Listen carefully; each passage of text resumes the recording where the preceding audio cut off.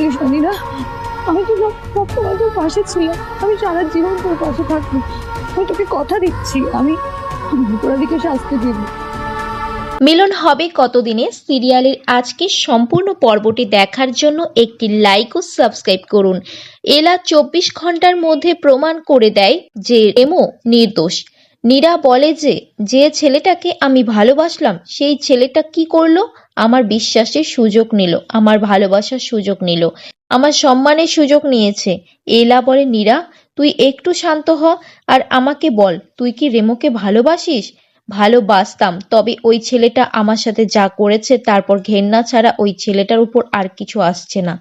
একদম ক্ষমা করব না, ও আমার সাথে যা যা করেছে তারপর আমি ওকে কখনো আর ক্ষমা করব না। এলা তখন বলে তুই আমার বোন আর অন্যদিকে রেমো আমাদের কাছের মানুষ, তবে জানি না কেন মনে হচ্ছে যে কোথাও ভুল হচ্ছে। নীরা বলে আমি তো তোর বোন, তাই আমি নিজের লড়াইটা নিজেই লড়বো। আজ আমার পাশে কেউ না থাকলেও আমি একা লড়বো। যে আমার বিশ্বাস বন্ধুত্ব নিয়ে খেলেছে এত সহজে তাকে তো আমি ছাড়বো না।